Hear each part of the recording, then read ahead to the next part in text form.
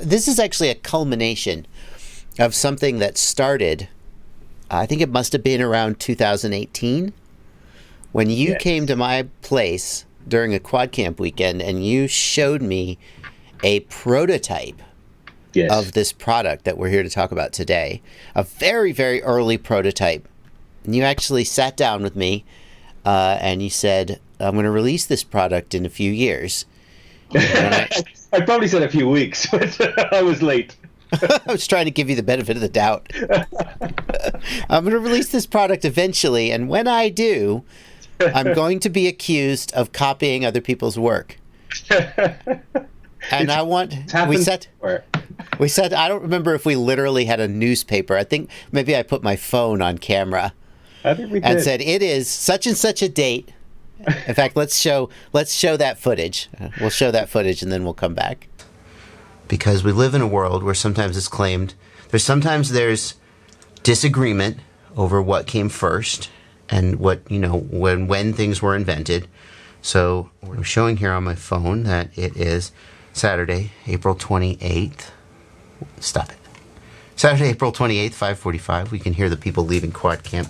And that's why you're in town. You came by for that. Absolutely. And what is it that you're going to show me here? Let's zoom in here. There we go. What is this? What are we looking at? This is a prototype 2.4 gigahertz long-range control link. So the day is finally here. Yes. Later than we hoped, but what are we here? What is Ghost? What is Ghost? Ghost is, I don't know what to call Ghost. I mean, I guess a bit of history. IRC many, many moons ago, before most people got into the hobby, had a system called the Easy UHF. And this was, I basically developed it back in the day because I wanted to push the limits. I wanted to fly a long way away and explore and, all the stuff that people love to do. And that lasted, a good few years. In fact, we're still selling these units, still blowing them out years later. And I always wanted to take this stuff to the next level. And, the natural step for everyone was to go to other UHF systems.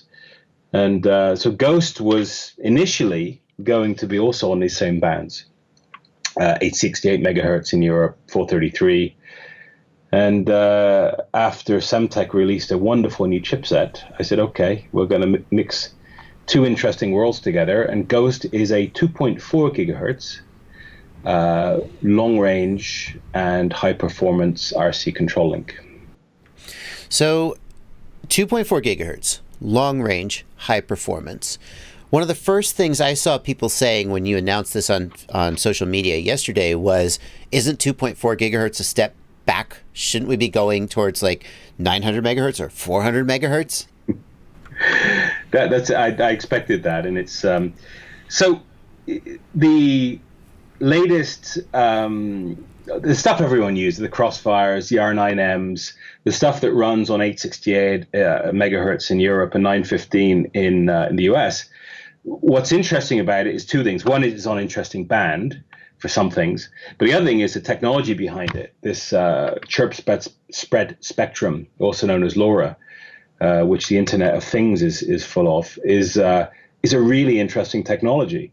And to use LoRa on 2.4 gigahertz, and the chip's only been available for 2 years, for me was the perfect combination for a hobby.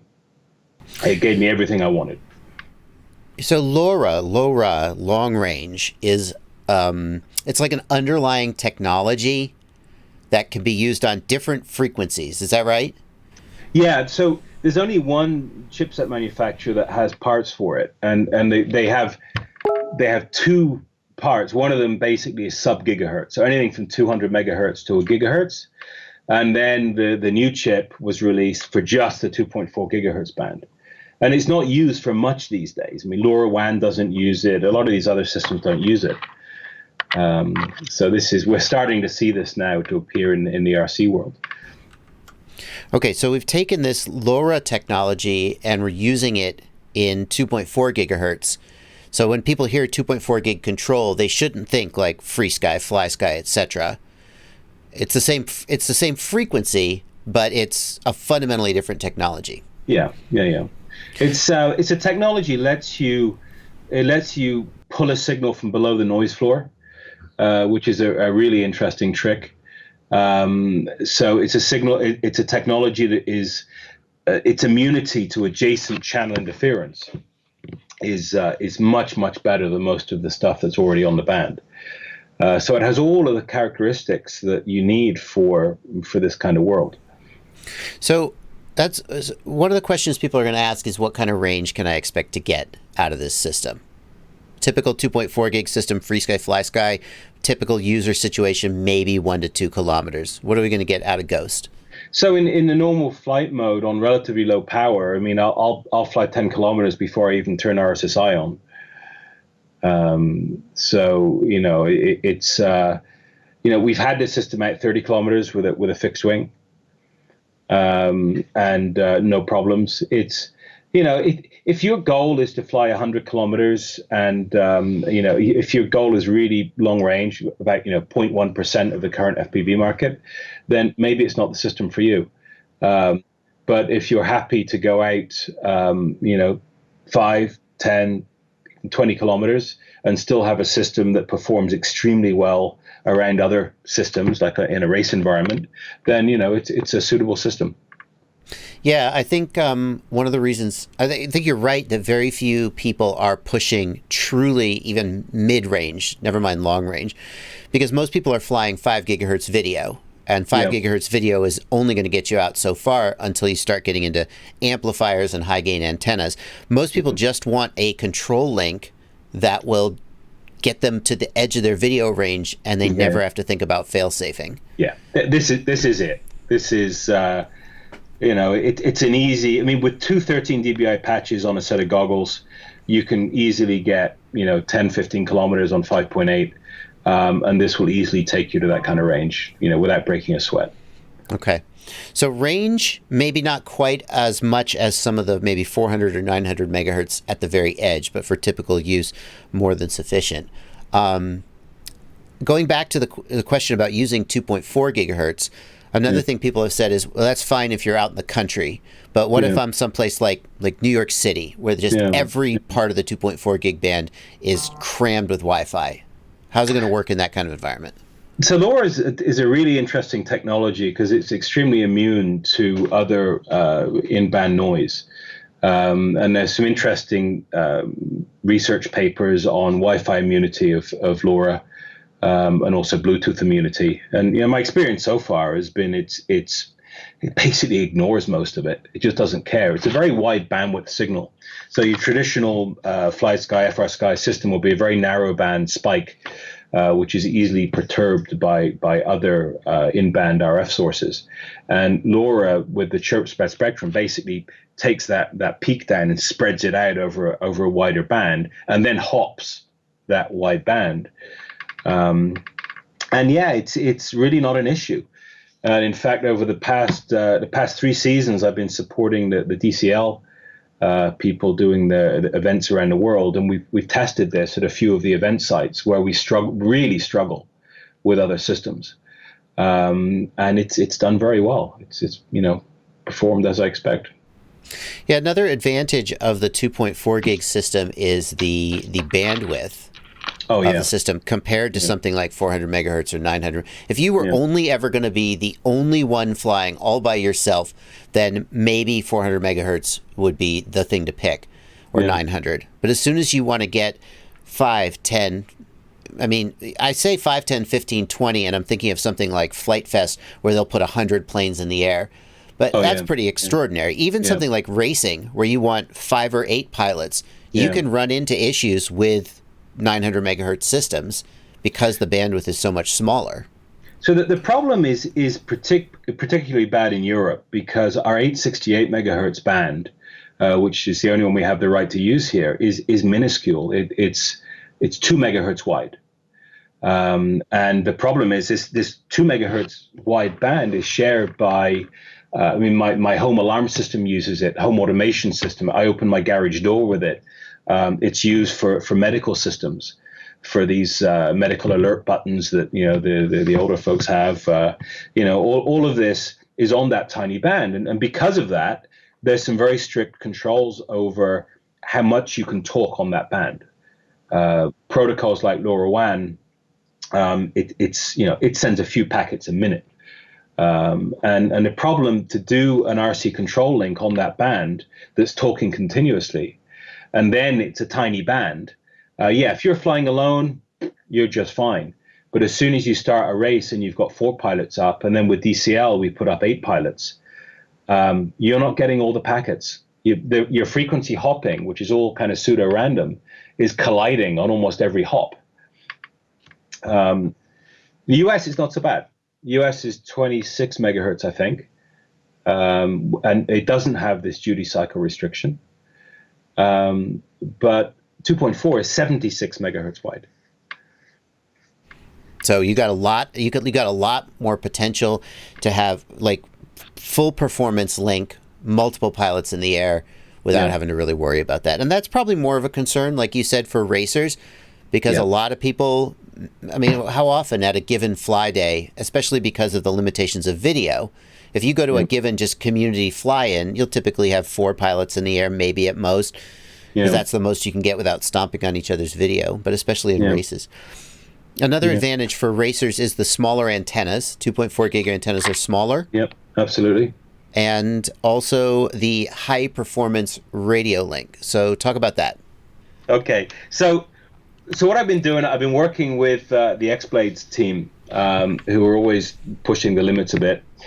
And these days, the focus or the hype and the trend, I don't know how to describe it, is looking at packet loss, because some of the new Betaflight kind of high performance features need almost 0 packet loss. The feed forward stuff, it really doesn't like packet loss. So we've been running systems, comparing systems, and trying to figure out how to minimize packet loss and maximize frame rate. So what I did for these guys, the original system was 160 hertz updates in race mode. And the feedback from these pilots were like, that's great, but I don't really care about telemetry and a downlink. Give me as fast as you can go, unidirectional link. So this is this pure race mode. And with the lowest number of drop packets, and that's what we developed together. And after peering through black box logs for a couple of weeks, we're pretty happy with the results, and they're winning races with it. So low latency, you have the ability to sort of configure the link between, if you want telemetry, you get a little bit more latency. If you don't, if you're willing to give up telemetry, you can get that latency down. And this is a thing that the Betaflight devs have been pushing lately. Especially when Betaflight started adding feed forward, which sharpens up your stick feel more or less. The problem is that if you don't have an absolutely rock solid link, if the latency between the packets changes at all, or if you get dropped packets, then feed forward can freak out. Exactly. And the way Betaflight handles that is to add filtering, but then that adds latency back in. So if you know that you have a rock solid link, you can really get much lower latency and better stick feel and performance out of it. And it sounds like that's what you're shooting for. So let's talk about sort of ease. We got performance. We got range. Let's talk about ease of use and livability. Over-the-air firmware updates. Yes. Okay, thank God. There's also you'd have to these days. I mean, I would hope so, but I think my toaster updates itself over the air. So no having to plug in your dang receiver to update the firmware. The module just updates the firmware as needs be. Thank God. Binding. There's I don't know whether you've seen the manual I put online this morning, but the section on binding starts with "binding sucks." It really does. It does. I've got to admit, years of trying to, you kind of need 3 hands to be an FPV, right? You need one hand to plug in the XT60. You need one hand to hold the bind button down while you're powering on, and you need another one to hit bind on the radio. And then you buy a little micro, and the bind button is, one of the 3 buttons inside, which is not marked. You always need a manual to find the damn thing. So I hate binding. That's one of my pet peeves. So what I did, binding is a sensitive subject, because the one thing that's in a developer's mind with binding is you never want to be in a situation where you're at a field, somebody's turned on his 100 size heli, he hasn't turned on his transmitter yet, and the kid with the toy micro binds to the heli. So that's kind of the golden rule. You never let that happen. So what I did, kind of happy compromise. So new receivers, which are normally turned on in the home, are what's called a virgin state. So they will bind with anything. So no bind button required for first use. Okay. Once a transmitter has bound to a receiver, it will remember it. Mm-hmm. So if you've got, like most people, a pile of quads hanging on the wall and a bunch of transmitters, and you bind, rebind between the transmitters, you never need to find the bind button again. I see. So if you're in what you're saying is if you have multiple transmitters for any reason and you want to move your quad between the transmitters, you bind them once by pressing the button. Yep. And then after that, you can switch the bind back and forth just by hitting bind on the module. Yeah. But you don't have to push the button again. Yeah. It makes sense. I mean, I think these days it's the only way to do it. I think, the days of finding this bind button, and to be honest, I'm hoping the bind button dies and goes away because it takes up a lot of valuable board space. So. Well, let's talk about board space. So what's the size of the receiver? Size of the receiver? That's one there. Oh, that's not very big. Yeah, that's pretty small. So it's smaller than most things out there. Okay. That's pretty small. Would you like to do an exclusive? I mean, what's that? Nobody's seen this thing before, and I probably shouldn't show you. Oh, but since sure. It's in How can I say no? It's in production. I probably, you can say that it was first seen on your channel. Oh, this is it. That is a full range Ghost receiver. What's it weigh? They got to weigh like a gram, right? 0.6 grams. Yeah. That's pretty. You could even potentially get. Whoa. That is a full range Ghost receiver. Wait. Which one? The one on the left? This one. Wait, what's the one on the right? That's the standard. That's the Atto. That's what we started shipping. Oh. That is the Zepto. That's the little one. It is 10 millimeters by 10 millimeters. Jeez. Is that one for like micros? It's got all the same specifications as its big brother. It can control a tramp. It's got full telemetry. It's got a smaller UFL connector, which is a bit of a pain in the ass, but we'll have antennas which have that on. Yeah. But that's what's coming. It's entering production now. That's coming. The bigger one is going to be available. This is available now. This is already tiny. Yeah. But if you really want to push your limits, I've got, where is it? I got a lovely little newbie drone quad here somewhere that runs one of these, and it's beautiful. So for those, now let's talk about the output protocol. Okay, what protocol? So you're going to put this on your lovely newbie drone or whatever is going to output. What's it going to output? S-bus? What's it going to output? It'll output S-bus. It'll output inverted S-bus. So for the F4s where you don't want to play with the inverters or you want to put it on any old UART, it'll invert it for you, or it'll re-invert it for you. Right. It'll support S-bus fast, which was also known as the DJI H something protocol. Yep. It'll do that. The protocol that's preferred with today's Betaflight is SRXL2, which Horizon very kindly, it's a Spectrum protocol. They very kindly open sourced it, and they're very happy for people to use that. So I've been working with them, and so that's what I use most of the time. Why is that preferred? Well, it's a fast protocol. It's 400K, so it's the same speed as Crossfire. It can have packets which are shorter than Crossfire, and it's got the link quality and the RSSI feedback, which is all the telemetry that most people need. And it's in Betaflight today. And SRXL2 does support full telemetry, right? It has an upstream telemetry link as well. Yeah. So this is a case where rather than like reinventing the wheel with your own protocol, you're just going to use SRXL2.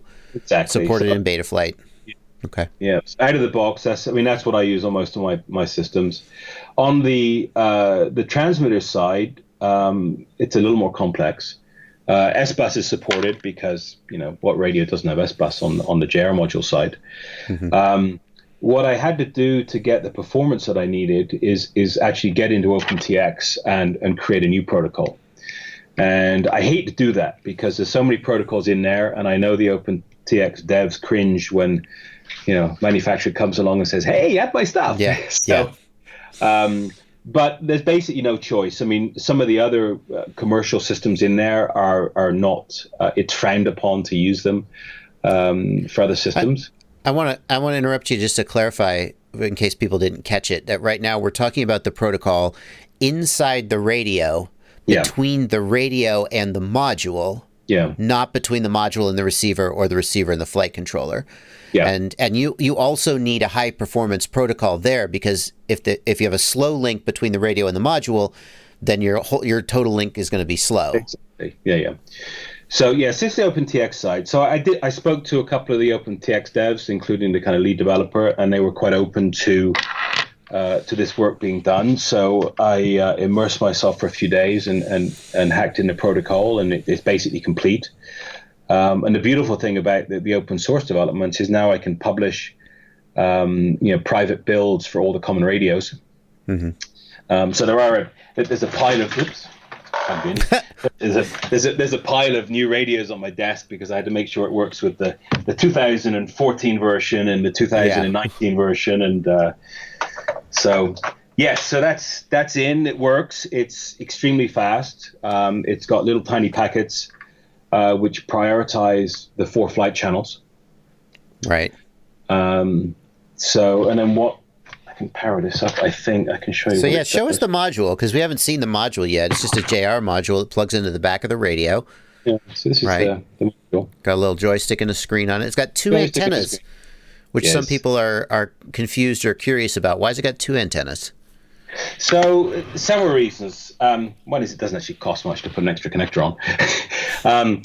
For indoors, for race, anywhere where you need to worry about reflections or antenna orientation, if you transmit through 2 antennas, the chances of having nulls on both of them is pretty slim.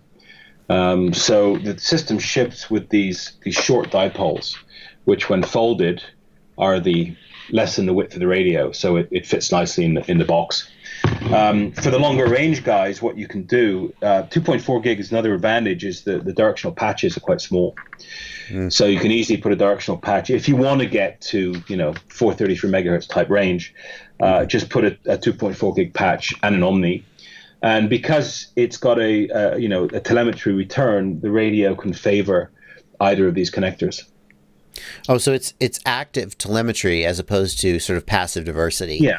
It's actually, does the telemetry system have the same range as the control system? This is something we've seen. No, the telemetry will have lower output power, right? Yeah, not with the standard receiver. So the output power of that, I think, is 13 dBm. It's enough to do you 10 kilometers. Okay. But it's less. You don't generally put watts of telemetry out of your model. It causes other problems. Now, speaking of output power, I saw in the product page the output power of the system is max at, I think, 350 milliwatts. 350 milliwatts. In fact, for the EU variant, that stay friendly with Ofcom, it's 100 milliwatts LBT. As we need to do here. For the US version, it'll be 350 milliwatts. And to be honest, 350 milliwatts will get you further than you need to go with this system. Yeah, because there's going to be a lot of people who are just thinking purely in terms of numbers and go, 350, that's a lot less than 1 or 2 watts that some other systems support. So wouldn't more be better? Wouldn't I like more? You remember the early days of racing, where we were all churning around with 600 milliwatt transmitters, and the racers were like, well, this doesn't work. We're deafening each other. And then, we actually, IRC ran a race in France, and we said, look, we're going to supply you with 25 milliwatt transmitters, and let's see how the race goes. And this is where 25 milliwatt racing started. And we've done it ever since. And the same with this. I mean, the guys who are testing this in the UK, they're racing with this system in 25 milliwatt mode. Okay. For long range, I barely need to pop it above 100 milliwatts. It's just not needed. So your suggestion is that if you want to go to longer ranges, in the EU, you're going to be limited to 100 milliwatts anyway, so you just put a directional antenna on there and you're okay. Okay. Yeah. So that's all it needs. And obviously, this is it's not a single or a couple of products. It's a whole product range, which is going to be released over the next the next few months. So we actually did an awful lot of work on an awful lot of products before launching this thing. We want to keep things fresh. We want to keep adding products. Yeah, so let's talk about that. Right now, what's available is the module and the receiver. Yep. There are some like sleds, you're calling them Proton packs, which I think is pretty cute, that are available to help integrate the Tramp Nano and the Ghost controller into builds. Yeah, these little things. Just solder those on and drop them into your stack. Yeah, that's a 2020. So that's with one each side. There's another 2020 with both of them on one side, which I think is going to be the preferred solution, just a flat base on the other. Mm-hmm. And then there's the 3636, and that's a 25.5 by 25.5 for the smaller stuff. Nice. And then there's Evan Turner was nice enough to send me a little tiny trainer, which I kind of fell in love with. And you can't see it very well, but there's actually a little tiny board right above the flight controller with both. So that's nice. I want this stuff to be easy. It's right now, I think building even for old pros is still way too complicated. So and you also got some integration going with Orca goggles, which I think everybody saw in the Orca FPV Connect module, that there was a little slot there with the Ghost logo on it, but nobody knew what it was for. So what is it for? It's for anything we want it to be for. Well, come on. So basically the idea is that the goggles have never really been integrated into this network of control systems. It just gets to sit there and watch whatever the video transmitter and the OST throws at it. So we've been thinking for many, many years is, what would happen? How would we do a clear channel scan where you arrive at an event, you turn everything on, you go to your goggles, you hit a button, or maybe it's done it already for you. It scanned the band and it says, we think race band 3 is a good choice. And you say, click OK. Your quad transmitter is told to go on, and you go fly. Right. So certainly for the newcomers, or even actually, I'm not a newcomer and I want it to work this way. Right. And then as we started thinking through this, there were some other unexpected suggestions. So I think Brett from X-Blade says, what I really want is when I on the DVR in the goggles, when I start a race and I put the throttle up, I want it to start recording. And at the end of the race, when I throttle down, I want it to stop. And then all of my DVR recordings are very nice chunks with none of the crap at the end. I mean, it's only firmware. So that will be going in there. Thank you, Brett. Well, that's very much Orca's approach, is that they're going to build very, very capable hardware, and then all the features that you might imagine, it's only firmware. Yeah. And I think that's the way to do it. So I think the interesting thing for me when I heard what you were doing with Orca was that you don't think of the Ghost receiver as just a control link receiver, but as a general purpose wireless communication device in a cloud. So you're going to put a Ghost receiver in the goggles, and it's just going to talk to other Ghost devices in the area and do whatever you can imagine. Yeah. But basically what we did is that the Ghost protocol over the air is none of these protocols we've discussed already. It's a proprietary protocol which was designed to allow other devices in the network without missing a beat for these critical first 4-channel control packets. So when your goggles are talking to your quad or to your JR module, or whatever's going on, you're never missing a beat on control, which we felt was quite important. Nice. When can people get it, and how much are they going to spend on it? So we actually shipped a whole bunch of packages to early adopters today. Our goal was to actually start shipping massive production volumes today. And in 10 years of releasing products, there's one thing I've learned is you can plan however you want. But what will happen is the week you're supposed to ship out mass quantities and everyone's waiting for them and all the stores have done the pre-order thing, there's always either a massive national holiday, as there is in China, or everyone's on vacation. And and this release was exactly the same. And we got to the point where we were already staffed down, and there was a 2-week vacation plan. So I a couple of days ago, I said, look, let's not push this one out. Everything is built. It's sat there. It's ready for final firmware. So we've got a whole bunch of systems going out. It's going to be in some big races in the next couple of weeks. It's going to be tested, beaten, prodded. And then once the first units go out to customers, the firmware version is going to be, we're going to have a real 1.0. Okay. Which gives me a bit of confidence with a new system. So still a few weeks out from seeing it in your favorite stores. 2 weeks. How much? So it's going to ship in 2 weeks. It's going to ship. Right. I don't know the exact date, but it's 2 weeks from today. Okay. And price? Retail price? So what we've done initially, we've got a lot of feedback. They like the starter kit kind of approach. So we've taken the Ghost transmitter, and it comes in a box like this. And in there is the Ghost transmitter plus 3 Atto receivers, 3 antennas. This is the little thing. So that will fit in there. And that is going to go for $149 US. So basically, one of the receivers is free compared with the standard price. $149 for the module and 3 receivers. Yeah. And the antennas are these little tiny.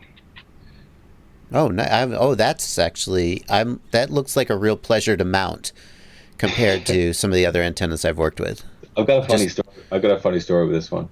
So the marketing guy who's been helping with this was reading the manual. I didn't know what to call this thing, and I'd actually called it in the manual a micro T with a little micro character, and he read it and he says, "Why is it called a QT?" I'm like, wait, the QT. Just call it a QT. The QT. Nice. So this name literally came about this week. So yeah, that was a happy coincidence, but it was. But nice. It's basically it's a true dipole. It's actually inside this ultrasonically welded case. There's actually a balun, so the two elements are truly a balanced dipole, which is I think what we need. What's the advantage of that? So the cable in a dipole, these two elements are what's called the balanced elements. So they're basically the same. The cable is an unbalanced cable. So you've got a shield and you've got a semiconductor. You don't want this cable to radiate. Right. If you don't have a balun in here, then the cable is just part of the antenna. And the problem is when we mount them on our quads, this cable can be mounted anywhere. It can be sat on top of the ESCs. It can be all over the place. You don't want the cable to either radiate or pick up a signal because your radiation pattern is no longer defined by these two elements. It's defined by, whatever. So that we felt was quite important. So it has a little bit of some electronics in there, and they seem to perform quite well. There's some other antennas that I recommend, but they're made by a company called Taglass, and they're just trying to find one here. They're self-adhesive, and you can build them into flip sticks or into they're very easy to build into a fin or whatever, and you can pick them up. That is one there. That's one of my long rangers, so it's just a little 3D printed mount, and it just sticks up front. Yeah. So they're about $3 from stores, and they work. They just work. All right. Well, it's coming. Ghost is coming in a few weeks. I am really looking forward, Tony, to seeing how this pans out. I'm very excited to see some competition in the marketplace. I know that that there are some products that tend to dominate and other products that haven't innovated in a long time. Yeah. And I'm always happy to see new stuff coming out that sort of pushes the market forward and makes new exciting technologies available to people. I'm going to ask you one more question before we wrap up.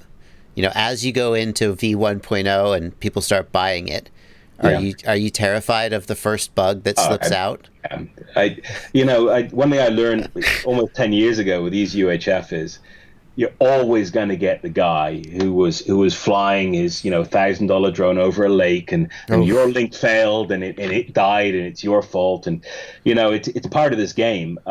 You can do everything in your power to make sure that never happens. It always will. I mean, it happens with rapid fire today. Right. So yeah, I'm terrified, but it's kind of terrified in a good way, and I think that fear when you start to design a product drives you to make sure that you don't screw up. We're going to see a rapid fire module with Ghost integrated? There's an idea. Is everybody just going to have to buy Orca? People did wonder what the serial link cable was in the original rapid fire. Maybe it was for Ghost. Oh. All right, Tony. Anything else you want to say before we wrap up? Anything we I got overlooked? lots of things to say, but I think I'll bore people. Okay. All right. Well, when the product's available, there will be links in the video description. You're going to send me one, right? No pressure. There was one sent today. I think you should have a shipping tracking number. So I'll be testing it out over the next few weeks, and there'll be a video on my channel eventually. And great. Well, good. Thank you, Tony. Thanks for coming on. Joshua. Thanks. It's excellent. Later. Happy flying, everybody. What are you still doing here? The video's over. Do you watch all the videos all the way to the end? Wow. You are a super fan. Thank you. That actually helps the channel a lot when you watch the videos all the way to the end. YouTube loves that. You know what else YouTube loves? When you subscribe. Or when you join my Patreon for as little as $2 a month, or more if you feel like I've earned. Actually, YouTube doesn't like you to join my Patreon. They don't get a cut of that.